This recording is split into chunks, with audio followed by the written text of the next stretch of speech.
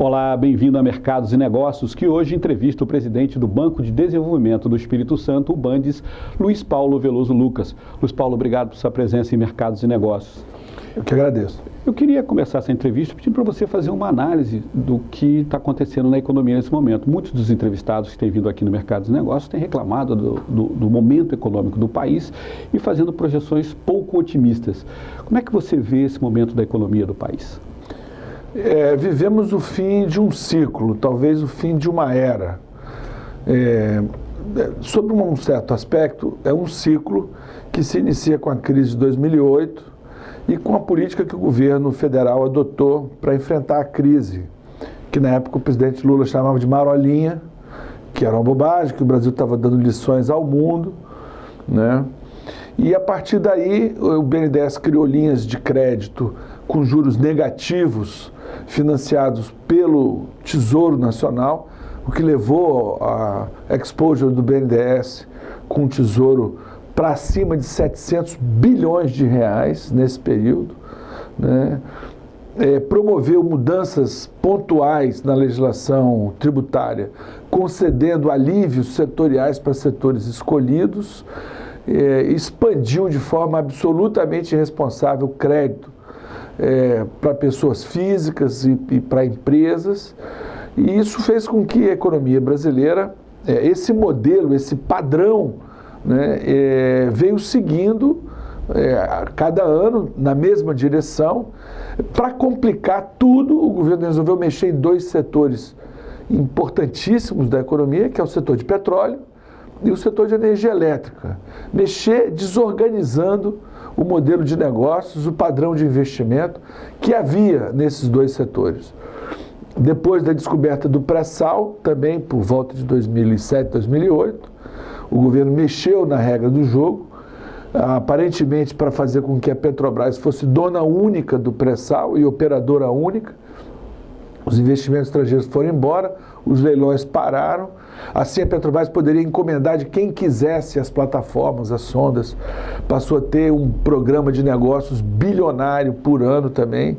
E, bom, enfim, eu fiz um livro sobre isso, dizendo que ia dar tudo errado, mas eu não imaginaria que ia dar tão errado, né? Que no final a estratégia errada se combinou também com o problema político do governo, que usou tudo isso, né, para se manter no poder. A Dilma se elege em 2010 com base enaltecendo esse modelo. O PIB em 2010 cresceu 7,5%. Nós estávamos no auge da ideia, na ilusão desse modelo. Eu nunca acreditei nesse modelo, né, tanto como técnico quanto político. Eu fiz o que pude para lutar contra ele. Mas ele foi legitimado nas eleições de 2010. Nas eleições de 2014, já pedindo água completamente, já claro quase para todo mundo que esse modelo estava esgotado, estava falido, tinha... Porque quando você está com a estratégia errada, quanto mais você trabalhar, mais você afunda, né? Então, se você está no caminho errado, quanto mais você correr, mais longe do seu objetivo você chega. Você está no caminho errado. Então, foi isso que aconteceu com o Brasil nos últimos anos. Nós pegamos o caminho errado. E muita gente embarcou nesse caminho errado, e depois das eleições, agora no início desse ano, está claro para todo mundo que o caminho estava errado. Então você tem que andar para trás, tem que voltar para trás, pegar um outro caminho e começar. E o custo disso para os brasileiros será imenso. O Brasil vai empobrecer, os negócios perdem vigor, né? Uma parte grande do ajuste vai ser feito pelo câmbio, que vai acertar o balanço de pagamentos, mas com o empobrecimento do país, né? Enfim, o meu cenário é um cenário, no curto prazo, não tem hipótese nenhuma das coisas começarem a melhorar. Para começar a melhorar, primeiro vão piorar. Piorar aparentemente, quer dizer, as pessoas empresas demitindo, programas de investimento sendo descontinuados, né? Mas isso significa porque nós estamos no caminho errado. Então, essa é a conclusão. Mas eu não sou pessimista no médio e longo prazo. No médio e longo prazo eu sou otimista. Eu acho que o Brasil estruturalmente tem como atravessar esse momento de crise e sair lá na frente fortalecido. É um pouco aquilo que Algumas vezes o Brasil faz as coisas pelo método confuso, né? Você veja só, o Congresso, no meio desse caos, dessa crise política de grandes proporções, toma a medida correta, que foi a lei da terceirização, né? Ou pode tomar a medida correta, que é obrigar o governo federal a reduzir para 20 ministros. Pode ser que consiga fazer uma série de coisas corretas, apesar de estar no fundo do poço da falta de credibilidade. Quem sabe saiam medidas corretas na área da reforma política. Quem sabe a gente consiga discutir, como já estamos começando a discutir medidas também na área tributária, o acordo do CONFAS para validar os sistemas tributários estaduais. Eu acho que no médio prazo o Brasil vai sair fortalecido disso, porque as ilusões do modelo que está hoje falindo, que faliu o Brasil, essas ilusões foram por terra. Isso é muito bom. Isso é muito bom, nós podemos trabalhar sem ilusões. Esse é o início de qualquer discussão sobre retomada, jogar fora as ilusões. A ida do Levi para o Ministério ajuda essa coisa de recompor? Quer dizer, então estão voltando a ser neoliberais? Foi isso. A ida do Levi equivale a presidente ganhar as eleições e dizer para o presidente: olha, gente, esquece tudo que eu falei e tal, eu vou ter que entregar para alguém que pensa completamente diferente de mim, para fazer tudo aquilo que eu prometi que não faria, e na verdade acusei os outros de fazerem e tal. Então é extremamente complicado, é inacreditável isso, essas razões inclusive da baixa aprovação da presidente da República nesse início de ano, decorre fundamentalmente desse estelionato eleitoral, dessa traição que a figura do Joaquim Levy significa, né? Ele assume e permite que o câmbio faça o seu papel, que uma boa parte do ajuste está sendo feito pelo câmbio, as exportações vão aumentar, as importações já despencaram, o saldo da balança comercial não sei se vai chegar a ser positivo esse ano, acho que não, mas pelo menos cai dos 30 bi de déficit para um pouco menos. Da balança de serviços também, quer dizer, o ano passado o déficit da balança de turismo foi de quase 16 bilhões de dólares, né? Traduzindo para o português, nós não vamos viajar tanto ao exterior. Vamos viajar muito menos, vai custar mais caro. Vamos também ser mais atrativos para o turismo internacional. O ano passado, os estrangeiros gastaram aqui só 7 bi de dólares, nós já gastamos lá fora 22 bi. Então, eu acho também que o câmbio representa uma oportunidade, né, nesse momento. Tudo que é exportação vai voltar a ser mais atrativo do que era no passado. Ajuda até o café, né? O café está com problema, claro, mas como tem o câmbio, dá uma compensada no café. Todo mundo vai... o problema do café também foi a seca, né, Roberto? Aí dá problema na seca, vai ficar... Claro, claro. Mas tem boas notícias, não no curtíssimo prazo, porque no curtíssimo prazo a gente tem que jogar fora essas ilusões aí, não tem. Então, e a retomada e o nível de atividade, taxa de juros alta, crédito escasso, né, sistema tributário pesado, né, burocracia infernal na vida das pessoas, regulamentação ineficiente da vida econômica do país. E nós temos que pensar que o setor que era o mais dinâmico, que era a porta de entrada do Brasil, do primeiro mundo, que era o setor de petróleo, foi destruído pela inépcia e pela corrupção, né? Nós tínhamos um modelo exitoso que chegou até a descoberta do pré-sal. O Espírito Santo sofreu muito com isso, porque nós somos o segundo produtor de petróleo e éramos a fronteira de expansão, né? Se os investimentos tivessem sido mantidos, se os leilões tivessem sido mantidos, se o governo não tivesse embarcado e feito o Brasil embarcar nessa aventura soviética, que era reestatizar na mão da Petrobras toda a fronteira do investimento, nas áreas mais promissoras, que era chamado do pré-sal. Se não tivesse feito isso, nós teríamos tido um boom de investimento extraordinário. Íamos estar com problema de balanço de pagamentos. Ao contrário, há uns anos atrás falava-se da doença holandesa. Porque ia ter tanto dólar no Brasil que o real ia se valorizar demais. Aí não aconteceu nada disso, né? É o contrário. Então, isso a gente sofreu muito e vai sofrer mais ainda até consertar. O grande público, Roberto, olha para o negócio da Petrobras, pensa logo no negócio da roubalheira. Porque isso, naturalmente, é que escandaliza a gente. O cara falar que vai devolver 100 milhões de dólares do que ele roubou e tal, e o que ele não devolveu. Mas, na verdade, o que me escandaliza como engenheiro, como economista, como profissional do desenvolvimento, tanto quanto a roubalheira, é o erro de estratégia. É o erro de política econômica. A mudança da lei do petróleo foi o maior erro de política econômica da história do Brasil. Perde o que era antes dele foi a reserva de mercado da informática, feita ainda no último ano do regime militar, que deixou a gente atrasado um bocado de tempo. Depois veio esse petróleo, que foi pior. O setor elétrico também foi muito grave. É isso que eu ia te perguntar. O setor elétrico está todo desarrumado. Todo desarrumado. Estava razoavelmente organizado. Nós estamos pagando a conta, né? Então, não, mas eles... você imagina, é inacreditável. Você chega num setor que está organizado, tem investimentos ali, aí chega o governo, promove uma alteração nos preços finais que desestimula, praticamente impede os investimentos em manutenção.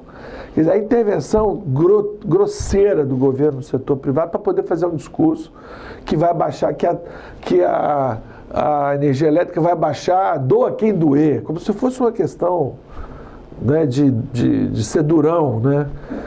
Esse negócio a última vez que fizeram isso foi no governo Sarney, que ele mandou prender os bois no pasto para resolver o problema de abastecimento de carne. A culpa é dos bois, mandar a Polícia Federal ir no pasto. Foi o que o governo atual fez, né, no setor elétrico. Foi extraordinária o tamanho do erro, né? O tamanho do erro, muito grave. Mas aí eu disse, se a gente olhar com olhares, mas o Brasil não vai acabar, as empresas não vão acabar, os negócios vão prosseguir. Mas tem um custo, né, para tudo? Claro, para todo mundo. Nós vamos empobrecer, nós já estamos empobrecendo e vamos empobrecer, todos. Todos os brasileiros vão empobrecer, as empresas, os trabalhadores, o poder de compra vai ser reduzido, a capacidade de investimento e principalmente estamos empobrecendo de sonhos, de expectativas de futuro. Nós vamos, eu não vejo solução se não mudar de rumo, né? Mas agora o governo federal mudou de rumo terceirizou. E mudou, entregou para o Joaquim Levy a economia e para o Michel Temer a política. Aí deu uma aliviada. Bom, pelo menos não é a presidente que está cuidando das coisas. Aí quem sabe? Porque a gente fica, né, na crise querendo descobrir razão de ser otimista em qualquer coisa, né? Parece apoliana. Meu Deus, que bom e tal. E é bom que seja assim mesmo, viu, Roberto? Eu estou entre aqueles que ficam procurando razão para ser otimista em qualquer coisa, entendeu? Porque eu tenho certeza de que a gente vai sair lá na frente melhor, e eu sei que se a gente aproveitar bem esse momento, a gente vai poder ganhar. Vamos ganhar nas exportações. Olha, o Espírito Santo ganhou muito nas importações através do Fundap. Isso ajudou muito o Espírito Santo. O Fundap fez muito bem ao Espírito Santo. Muita gente falava mal, mas fez muito bem, né? O Bandes tem 48 anos de idade. O Bandes foi um esforço, foi um ativismo do governo estadual para promover o investimento. Fez isso e muita coisa do que foi construído aqui tem a mão do Bandes, tem a mão do Fundap, que foi muito importante. Eu queria te pedir licença para a gente fazer um intervalo exatamente para no próximo bloco a gente voltar conversando sobre o que o Bandes pode fazer para ajudar o capixaba a sair dessa crise. Já que nós vamos empobrecer, vamos ver o que o banco pode nos ajudar e vai conversar com o gerente para ver se ele pode salvar pelo menos os dedos. A gente entrega os anéis, se a gente ficar com os dedos, a gente fica tranquilo. Tá ok? A gente já volta. A gente volta já, continuando a entrevista com o economista e engenheiro Luiz Paulo Veloso Lucas, presidente do Bandes. A gente volta já.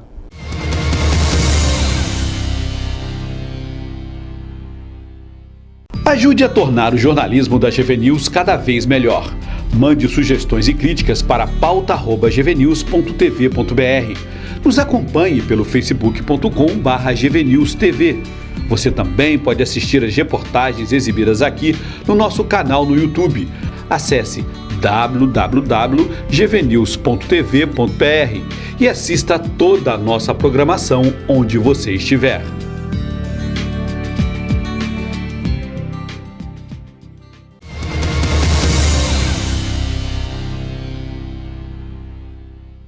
Olá, estamos de volta com Mercados e Negócios, que hoje entrevista o presidente do Banco de Desenvolvimento do Espírito Santo, Luiz Paulo Veloso Lucas. Luiz Paulo, no primeiro bloco você fez uma análise da situação econômica de que a gente vai ficar mais pobre, não tem jeito, agora é tentar recuperar as coisas para sair mais forte lá na frente, né? Como dizem os chineses, tem um limão, fazemos uma limonada, bebemos e saímos felizes lá na frente. Agora vamos conversar um pouquinho sobre o banco, quer dizer, as coisas estão colocadas, a situação econômica não vai ficar melhor nos próximos meses, e a gente reza para que não seja nos próximos anos. E o que o banco pode fazer para ajudar a economia do Espírito Santo a sobreviver a esse problema ruim e principalmente ajudar as pessoas, os empresários, a sobreviverem a esse momento ruim? Porque as empresas precisam gerar emprego, precisam de capital e o capital vai estar cada vez mais caro. Como é que as pessoas podem fazer? O que o banco pode fazer para ajudar a essa recuperação aí da economia? O banco está sendo reinventado para redefinir a sua inserção na economia capixaba, Roberto. O Bandes hoje tem 80% da sua carteira com o PRONAF, que é o Programa de Financiamento da Agricultura Familiar, que são repasses do governo federal, pequenas operações, microcrédito, e nós temos uma atuação diferenciada nesse setor. O Banco do Brasil atua, o Banestes faz microcrédito, que nós temos uma rede de consultores e agentes de crédito que são contratados em parceria com as prefeituras para poder levar o investidor, levar o pequeno empreendedor até a operação de crédito, para que ele possa ter, digamos assim, desobstruído aquele temor inicial de procurar um banco. Então, nós estamos aparelhados, nós fizemos uma reestruturação de fontes agora no início do ano para permitir que os contratos possam ser feitos e estão sendo feitos, os contratos, os desembolsos já estão sendo feitos, né? Nós estamos comemorando aí 500 milhões de reais em microcrédito nesse início de trabalho da nova diretoria, e essa é uma linha de trabalho que vai seguir, né? Oxigenar, irrigar de crédito o pequeno empreendedor, do pequeno empresário, no meio da agricultura, inclusive, agricultura e também no meio urbano, de crédito para investimento. A nossa vocação é financiar o investimento e um pouco do capital de giro associado, né? As taxas dessas operações são favorecidas, são linhas principalmente do BNDES, mas não são de graça, são para financiar empreendimentos que sejam rentáveis, que tenham retorno e que principalmente o empresário acredite nele. Essa é a principal moeda, é a confiança na economia, a confiança naquele empreendimento. O investimento é uma prova de que as pessoas acreditam que estamos vivendo uma crise, conhecem a realidade da crise, mas que acreditam que aquele negócio pode prosperar, pode pagar o dinheiro que está sendo investido ali, né? A figura do investidor é a figura-chave, né? O empreendedor e o investidor. Então, nós do Bandes somos parceiros dos investidores, dos empreendedores. Nós estamos dizendo hoje o seguinte, que o Bandes quer ser um banco de soluções para os empreendedores e para os investidores. Né? Se chegar um investidor ou um empreendedor que tem uma operação que exija um volume de capital maior, nós vamos buscar quais são as fontes desse volume de capital, porque capital no Brasil tem, viu, Roberto? O fato de a gente estar empobrecendo e da economia estar mal, não quer dizer que não tenha dinheiro para investir, tem dinheiro para investir. Tem até muito, né?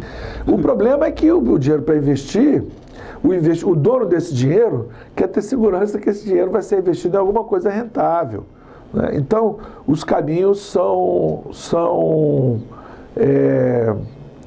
precisam de ser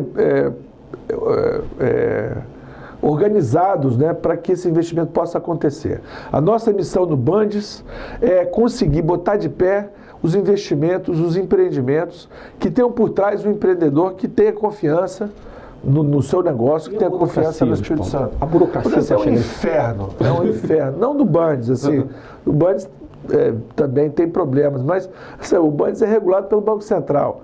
Nós temos que seguir 58 normativos do Banco Central que dizem o que a gente tem que fazer, o que pode, o que não pode. A atividade bancária é uma atividade super normatizada, né? Ela não... Você precisa de prestar conta todo dia ali, né? Tanto para o Banco Central, quanto também para o Tribunal de Contas. É o que se diz que o banco só empresta dinheiro para quem tem dinheiro. O banco só empresta dinheiro se você provar que não precisa dele. Se você chegar, eu estou precisando muito e tal, não é a conversa para você ter com o banco, né? Agora tem um negócio, Roberto, que o Bundes está também procurando se aparelhar e se organizar para trabalhar, é com o mercado de capitais. O Bundes administra o Fundepar, que é um fundo criado pelo governo do estado para ser sócio, para ter participação acionária em empreendimentos estruturantes, empreendimentos que são importantes para organizar a economia e fazer a economia se elevar de patamar, como é o caso de portos, como é o caso, por exemplo, de empreendimentos frigoríficos, de avícolas que possam integrar com a produção de frangos e tal.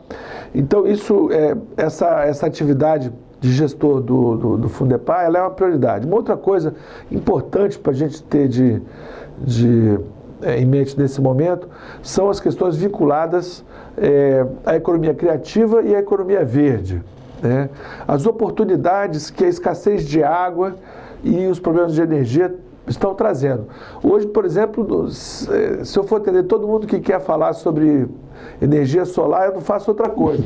Porque tem muita empresa chegando para produzir painéis fotovoltaicos, para vender painéis fotovoltaicos.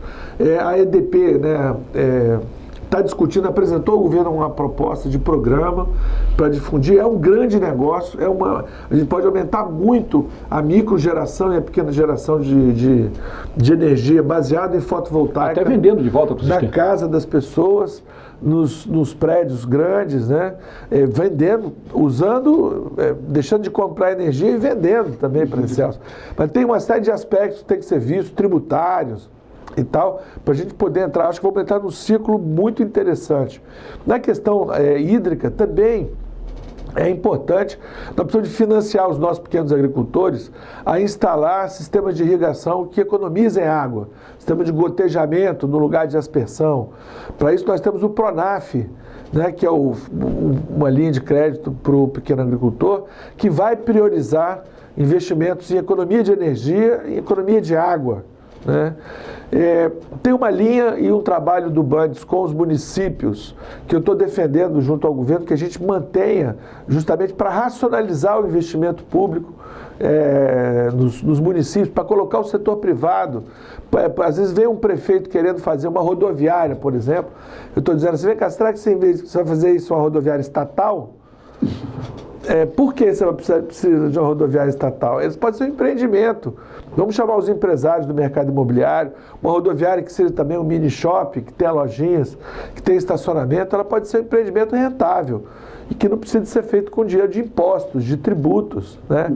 Tão caros ao poder público para financiar a saúde, educação e obras públicas que não tem outro jeito de ser financiadas, né? Estradas, manutenção de vicinais. Então, esse portfólio que eu diria para você, que nós estamos trabalhando hoje nesse novo Bundes, pensando em exportação, né? Agora o nosso novo presidente do Incaper, né, produtor rural de Santa Maria de Jetibá, exportador de gengibre ele próprio. Eu estou levando ele para fazer uma palestra lá no Bundes, para mostrar para os agricultores o caminho da exportação, né? Tem países como o Chile exportam 5 bilhões de dólares por ano de produtos agrícolas. Temos que retomar a exportação também na área de confecções, que já foi uma presença. Setores tradicionais como mármore e granito, que tem a presença forte no mercado externo, vão se fortalecer, vão poder caminhar para vender projetos prontos, projetos com maior valor agregado. Enfim, tem muitos caminhos para o investimento, para bons negócios nesse momento. A gente não pode ficar em casa reclamando, né? Tá ruim, mas se tiver ruim todo mundo ficar quieto. Não, vamos reclamar, não vamos para os protestos, reclamar na rua, vamos fazer as nossas escolhas políticas e eleitorais de acordo, vamos ver quem que falou a verdade, quem não falou, e tal. E esse é o momento de corrigir o rumo, de corrigir a estratégia. No dia a dia da economia, nós temos que ser otimistas, nós temos que buscar realmente parceiros que estejam decididos a apostar no futuro. Mas não tem ninguém mais otimista do que o empresário, né? Senão, se o cara não for otimista, ele nem entra nesse negócio de ser empresário. O pessimista nem virou empresário. Virou empresário, né? Quer dizer, ser empresário, ser investidor no Brasil é remar contra a maré. Nesses últimos anos, remar contra o governo, contra os tributos, contra a burocracia e contra os bancos. Então, eu saúdo, eu brinquei outro dia numa outra entrevista, tem que carregar no colo o empresário, empreendedor que esteja querendo e disposto a investir. Isso é uma demonstração de crença no país, de crença no Estado e de crença em si próprio. E isso é uma coisa muito positiva e vai nos ajudar a atravessar a crise e a sair mais forte lá na frente. Quer dizer, pelo que o senhor explicou aqui, quer dizer, o Bandes, nesse momento, ele está olhando alternativas em várias áreas que ajudem a enfrentar a crise. Quer dizer, tem a crise hídrica, vamos mudar o sistema de irrigação para economizar água. Né? Temos a crise aí de pessoal para exportação, vamos ajudar a exportar. Quer dizer, arrumar saídas e arrumar o dinheiro suficiente para que essas saídas se tornem efetivas. Porque são bons negócios. Tem dinheiro para bons negócios, sempre tem dinheiro para bons negócios. O que muda é que na crise tinham coisas que eram bons negócios, não são mais. Por exemplo, há 5 anos atrás chegasse uma empresa no Espírito Santo dizendo que eu tenho um contrato com a Petrobras para fornecer equipamento, para fazer isso, aquilo para o setor de petróleo, é uma maravilha. Porque o pré-sal vem aí, porque tem bilhões e bilhões e bilhões e bilhões. Nós estamos vivendo uma crise no setor de petróleo. Mas mesmo assim, nós somos o segundo produtor de petróleo. Tem bons negócios no setor de petróleo? Tem, claro que tem. Nós estamos aí abrindo os olhos para, por exemplo, o petróleo em terra que a gente tem na região de São Mateus. Não tem recebido devido à atenção da Petrobras esses campos em terra. Nós produzimos 15 mil barris dia em terra. São pequenos campos. Talvez a Petrobras sozinha não esteja conseguindo fazer isso. Mas por que não trazer pequenas empresas privadas associadas à Petrobras para investir nesses campos em terra? Tá vendo? Petrobras, vamos fazer isso junto aqui. Tem boas empresas. Nós temos aqui no Espírito Santo 4 empresas, pequenas empresas, produtoras de petróleo. Para elas, um campo pequeno é muita coisa. Né? Para elas, para a Petrobras é um problema. Mexer com 15 mil barris é o conjunto dos campos. Só um campo só Jubarte é 150 mil barris dia. Só um poço. Só um poço. Você tem que juntar a região toda de São Mateus 10 vezes para poder... E dá muito trabalho. Então, essa é uma oportunidade que tem. Então, mesmo dentro da crise, mesmo dentro do pior setor da crise, que é o setor de petróleo, tem oportunidades de bons negócios. Tem uma coisa que nós, os engenheiros chamam de OPEX, que é o orçamento da operação dos campos, para diferenciar do CAPEX, que é o orçamento para os investimentos em novos campos. Dentro do OPEX, mexe com muito dinheiro, e isso tem a ver com o Espírito Santo, porque quanto mais perto do poço, mais você tem que contratar empresas locais para fazer serviços de manutenção e de operação dos poços. Isso movimenta muitos milhões de reais. Então, nós estamos atentos a isso. A Secretaria de Desenvolvimento tem trabalhado isso no nosso plano estratégico. O Bandes está junto disso, junto das empresas e todos os setores. Uma última palavra também para o setor de turismo, que eu já mencionei, que nós temos a oportunidade de trazer. Temos um novo secretário de turismo, que é um homem muito experiente, já foi diretor de empresas no exterior, né? Foi diretor da TAM na Europa, né? Tem uma visão extraordinária desse mercado de turismo. O Brasil não existe no turismo internacional. Nós somos o Espírito Santo menos ainda. O Espírito Santo não existe. No Brasil que não existe, nós existimos menos ainda. O que não quer dizer que a gente não tenha chance nisso, né? E uma outra coisa é a indústria criativa. Tem aí também o secretário de Cultura, João Roberto, pilotando, né, um projeto prioritário do governo na área da indústria criativa. A indústria criativa exige pouco dinheiro, né? É uma indústria que é extraordinária. Em São Paulo, o teatro emprega mais gente do que a indústria automobilística. Eu falo isso há um bocado de tempo, tem gente que acha que é conversa fiada, mas não. A indústria criativa é extraordinária. Tem projetos importantes do governo nessa área. Na conclusão do Cais das Artes vai abrir um espaço muito grande, mas nós já temos mapeados aí, só na região da Grande Vitória, mais de 400 empresas, todas micro e pequenas, que trabalham em áreas criativas. Como nós aqui. Como vocês aqui na GV News, né? Entendeu? É isso aí. Luiz Paulo, eu queria... Ficou até gago, hein? Sou prioritário. Nós precisamos. Virei prioritário. Precisamos do olhar do Bandes, como todos os empresários. Estamos aí discutindo como que a gente pode fazer para apoiar a indústria criativa, que é um trabalho também multidisciplinar, coordenado pela Secretaria de Cultura. Luiz Paulo, para a gente encerrar, a gente tem aí a situação da crise, que foi colocada, quer dizer, não tem jeito, nós temos que enfrentá-la. Nós temos a questão das necessidades de investimento, que também estão aí para enfrentar, para passar a crise, e nós temos o Bandes aí que está no meio dessas duas áreas, quer dizer, o lado que precisa do dinheiro e o lado que tem a crise. Taxas de juros, quer dizer, como é que isso vai se comportar? Porque esse é um problema hoje no país, quer dizer, os empresários pagam muitos juros, o cidadão paga muitos juros, e a discussão o governo fala, vamos aumentar juros, vamos aumentar impostos, vamos aumentar juros, vamos aumentar impostos. Virou um mantra isso. Por isso é que a gente está empobrecendo. Está empobrecendo por causa disso, porque o governo se vê na contingência de tomar da sociedade um pedaço maior da renda para fazer frente ao problema de solvência causado pelas políticas equivocadas do passado. Representa um banco que vai captar muito desse... O momento de taxas de juros subsidiadas pelo Tesouro, isso acabou. As taxas de juros no Brasil são das mais altas do mundo novamente. A culpa disso é do governo federal, né, que está sendo obrigado a rever erros cometidos no passado. Nós, como banco, não fugimos dessa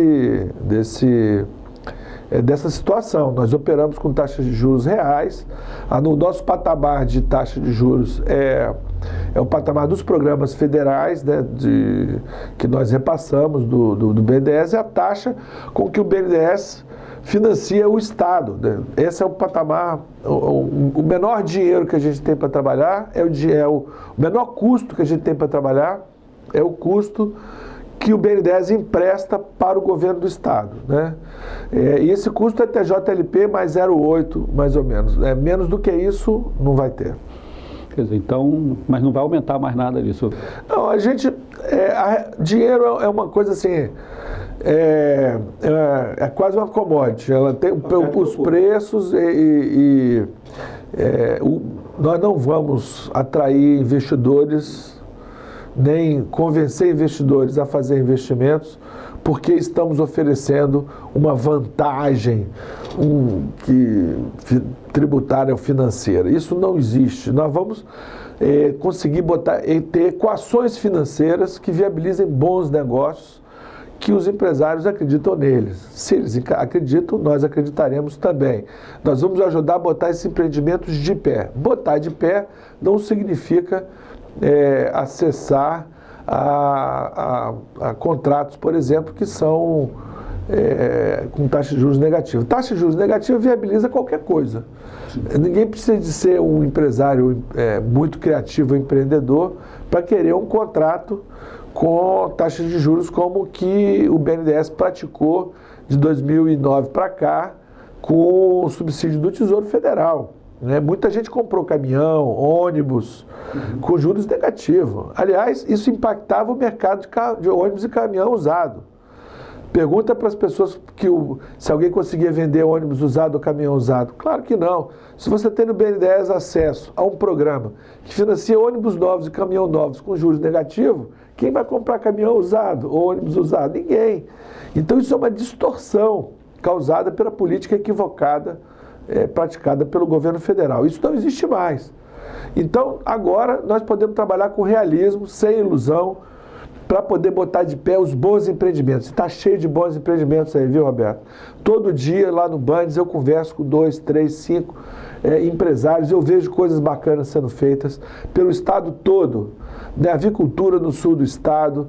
Ontem mesmo conversava com um empresário que está com um grande projeto na região do Caparaó, né, de silvicultura, madeira, leite, conversando com projetos de avicultura, com projetos na região norte do estado, que é beneficiada por ser região da Sudene, projetos sofisticados de condomínios industriais sendo lançados, programas de investimento de empresas tradicionais do setor de confecções.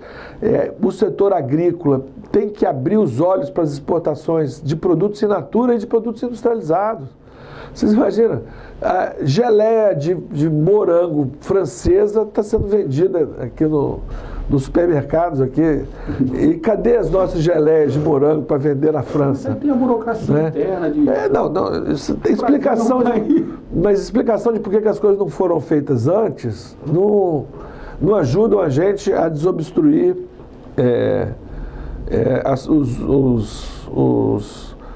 as dificuldades, né?